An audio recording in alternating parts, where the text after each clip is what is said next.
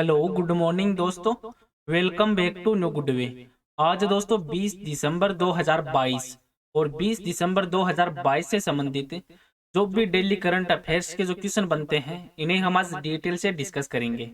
और आज के वीडियो की आपको पीडीएफ चाहिए तो आप हमारे टेलीग्राम जो ग्रुप है वहां से वीडियो की पीडीएफ है वो प्राप्त कर सकते हैं। और लास्ट में आपको एक क्वेश्चन भी दिया जाएगा जिसका आंसर है वो आपको कमेंट बॉक्स में लिखना है। तो चलिए दोस्तों स्टार्ट करते हैं क्वेश्चन नंबर 1 से।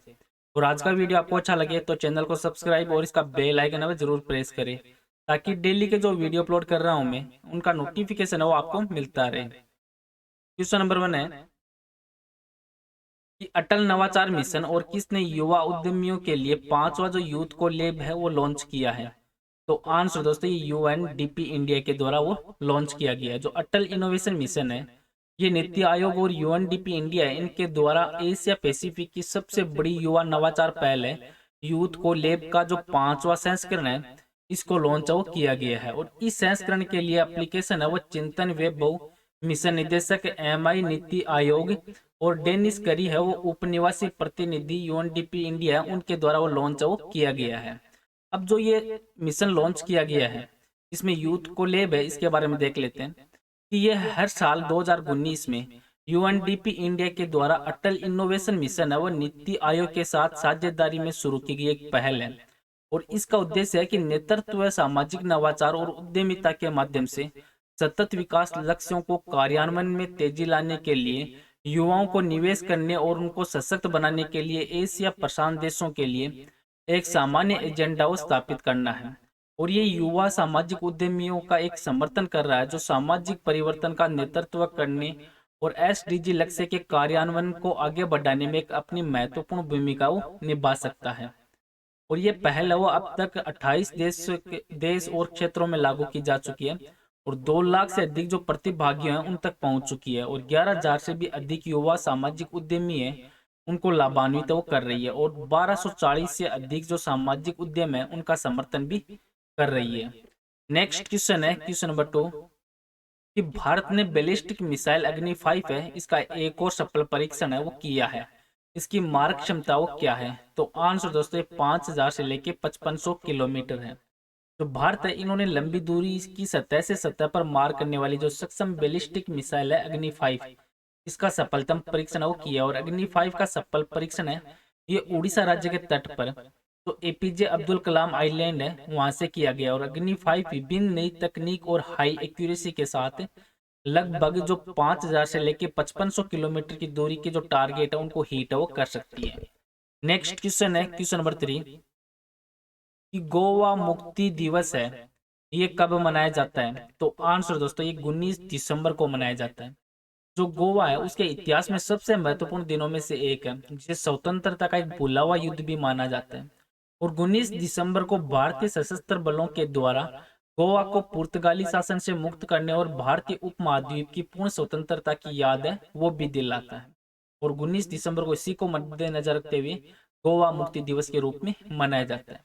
अब दिसंबर महीना तो दिसंबर महीने में निम्न इंपॉर्टेंट दिवस और मनाए जाते हैं जैसे 1 दिसंबर को विश्व एड्स दिवस, 2 दिसंबर को राष्ट्रीय प्रदूषण नियंत्रण दिवस, 2 दिसंबर को विश्व कंप्यूटर साक्षरता दिवस, 4 दिसंबर को भारतीय नौसेना दिवस, 5 दिसंबर को विश्व मृदा दिवस, 6 दिसंबर को बी आर अम्बेडकर की पुण्यतिथि, 7 दिसंबर को अंतर्राष्ट्रीय नागरिक उड्डयन दिवस और 7 दिसंबर को सशस्त्र सेना झंडा दिवस, 9 दिसंबर को अंतर्राष्ट्रीय भ्रष्टाचार विरोधी दिवस, 10 दिसंबर को मानवाधिकार दिवस के रूप में और 11 दिसंबर को यूनिसेफ स्थापना है वो इसके दिवस के रूप में मनाया जाता है।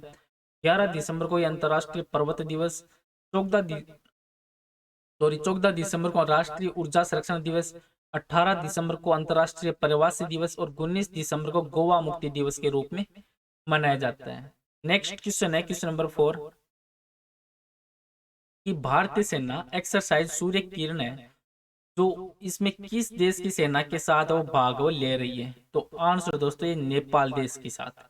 तो भारत और नेपाल की सेनाओं के बीच में संयुक्त सैन्य प्रशिक्षण अभ्यास है इसका जो 16वां संस्करण है ये सूर्य किरण है वह आयोजित वो किया जा रहा है। और ये आयोजन है ये 16 दिसंबर से लेके 29 दिसंबर 2022 है उस तक नेपाल के जो सल झंडी के नेपाल आर्मी बैटल स्कूल है वहां पे आयोजित वो किया जा रहा है। और ये अभ्यास है वो रक्षा सहयोग के स्तर पर दोनों देशों को करीब लाने में मदद करेगा। अब नेपाल है, तो नेपाल दक्षिण एशियाई में स्थित एक राष्ट्र देश है जिसको आप मैप में देख सकते हैं। और नेपाल की जो पड़ोसी राज्य है या पड़ोसी देश है, जैसे चीन है, तिब्बत है, और पूर्व और पश्चिम में नेपाल के भारत है। और नेपाल की राजधानी है वो है काठमांडू। और प्रेजेंट टाइम राष्ट्रपति हैं विद्या देवी भंडारी। प्रधानमंत्री हैं शेख बहादुर देउवा। और मुद्रा है यहाँ की रुपया। नेक्स्ट क्वेश्चन है क्वेश्चन नंबर 5 है कि किस बैंक ने दिसंबर और मार्च में सोवरेन गोल्ड बॉन्ड की 2 किस्तें वो जारी करेगा? तो आंसर दोस्तों आरबीआई के द्वारा जारी की जाएगी। तो सरकार सोवरेन गोल्ड बॉन्ड है SGB, इस योजना है, इसमें 2022-23 से उसकी तीसरी और चौथी किस्त वो जारी करने के लिए तैयार हुई है। और तीसरी किस्त ये 27 दिसंबर 2022 को जारी की जाएगी। और चौथी किस्त है ये 14 मार्च 2023 को जारी की जाएगी। और वित्त मंत्रालय इनके अनुसार देखें तो तीसरी किस्त के लिए सदस्यता वो 19 दिसंबर से लेकर 23 दिसंबर 2022 है उसके बीच खुलेगी, जबकि चौथी किस्त के लिए सदस्यता है ये 6 मार्च से लेकर 10 मार्च 2023 के बीच में खुलेगी।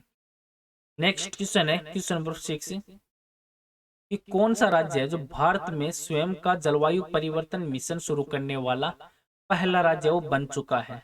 तो आंसर दोस्तों तमिलनाडु राज्य। तो तमिलनाडु उन्होंने अपना जलवायु परिवर्तन मिशन है वो स्थापित करने वाला भारत का पहला राज्य है, first state of in India ये बन चुका। और इसके लिए तमिलनाडु सरकार ने पिछले साल सितंबर में ग्रीन तमिलनाडु मिशन, और इस साल में जो अगस्त में महीने में जो तमिलनाडु वेट लैंड्स मिशन है वो शुरू किया। तो राज्य जलवायु कार्य योजना है उनको एक विशेष परियोजना वाहन तमिलनाडु ग्रीन क्लाइमेट कंपनी है उनके माध्यम से लागू किया जाएगा। अब तमिलनाडु, तो तमिलनाडु भारत का एक दक्षिणी राज्य है जिसको आप मैप में देख सकते हैं। और तमिलनाडु के पड़ोसी राज्य हैं आंध्र प्रदेश, कर्नाटक और केरल। और प्रेजेंट है मुख्यमंत्री हैं MK स्टालिन और राज्यपाल है रविंद्र नारायण रवि। और तमिलनाडु में टोटल जिले हैं 38। और तमिलनाडु की राजधानी है दोस्तों चेन्नई। नेक्स्ट क्वेश्चन है क्वेश्चन नंबर 7 कि किस अंतरिक्ष अनुसंधान संगठन ने headquarter of integrated defence staff है इसका हाइपरसोनिक के साथ परीक्षण है वो किया है? तो आंसर दोस्तों ये भारतीय अंतरिक्ष अनुसंधान संगठन के द्वारा।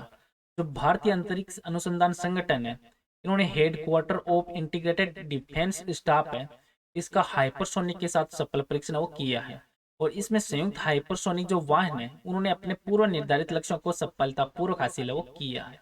अब हाइपरसोनिक वाहन क्या है के बारे में देख लेते हैं। हाइपरसोनिक वाहन वो एक हवाई जहाज है जो मिसाइल या अंतरिक्ष विमान की तरह होता है और ध्वनि की रफ्तार से 5 गुना तेज या मेघ 5 से अधिक तेज गति से चलने की क्षमता वो रखता है। और इसे लेटेस्ट तकनीक माना जाता है। और भारत, चीन, रूस और अमेरिका वो अपने हाइपरसोनिक हथियारों की क्षमता को बढ़ाने की कोशिश है वो कर रहा है। और इसरो है वो रूस के साथ मिलकर हाइपरसोनिक मिसाइल बना रहा है। और भारतीय वैज्ञानिक hypersonic technology demonstrator vehicle programme के तहत डबल कैपेबिलिटी का हाइपरसोनिक क्रूज मिसाइल पर भी काम वो कर रहा है। और इस रिपोर्ट के अनुसार देखें तो भारतीय स्वदेशी मिसाइलों में पारंपरिक हथियारों के साथ परमाणु हथियारों को दागने की क्षमता वो भी इसमें होगी। नेक्स्ट क्वेश्चन है क्वेश्चन नंबर 8 कि किस देश ने अरब निर्मित पहला लूनर जो स्पेसक्राफ्ट है ये लॉन्च किया है? तो आंसर दोस्तों ये संयुक्त अरब अमीरात के द्वारा लॉन्च किया गया है। जो संयुक्त अरब अमीरात है उन्होंने अपने पहले चंद्रयान राशि का सफलतापूर्ण परीक्षण वो किया है। और इसे अमेरिका के फ्लोरिडा है वहाँ के केप कैनारवेल स्पेस फोर्स स्टेशन है वहां से इसको लॉन्च किया गया। और चंद्रयान को दुबई में मोहम्मद बिन राशिद अंतरिक्ष केंद्र में बनाया गया था। अब ये जो लूनर स्पेस क्राफ्ट है ये 11 दिसंबर को एक स्पेस क्राफ्ट फोल्कन 9 है रॉकेट है उससे अरब निर्मित चंद्र अंतरिक्ष यान को अंतरिक्ष में ले जाया गया था। और इसे फ्लोरिडा के केप कैनारवेल स्पेस फोर्स स्टेशन है वहां से लॉन्च किया गया था। नेक्स्ट क्वेश्चन है क्वेश्चन नंबर 9 कि किस खिलाड़ी ने 65वीं नेशनल शूटिंग चैंपियनशिप 2022 में विमेन्स एयर पिस्टल में गोल्ड मेडल वो जीता है? तो आंसर दोस्तों दिव्या TS के द्वारा जीता गया है। तो कर्नाटक की शूटर है दिव्या TS। इन्होंने जो 65वीं नेशनल शूटिंग चैंपियनशिप 2022 है इसमें भोपाल में MP अकादमी शूटिंग रेंज में गोल्ड मैच में उत्तर प्रदेश की संस्कृति बाना है उनको 16-14 से हराकर महिलाओं की जो 10 मीटर एयर पिस्टल है उसमें अपना नेशनल चैंपियनशिप वो जीतती है। नेक्स्ट क्वेश्चन है क्वेश्चन नंबर 10 कि नौसेना के पायलटों की पासिंग आउट परेड है वो कहाँ हुई? तो आंसर दोस्तों ये अराकोणम में हुई थी। जो भारतीय नौसेना के अधिकारी हैं उनके लिए पासिंग आउट परेड का आयोजन है वो अराकोणम में जो आईएनएस राजली में हेलीकॉप्टर प्रशिक्षण स्कूल में आयोजित है वो किया गया था। और रियर एडमिरल विक्रम मेनन ने इन्होंने प्रशिक्षण पूरा होने पर अपने 9 अधिकारियों को प्रतिष्ठित विंग वो भी सौंपी थी।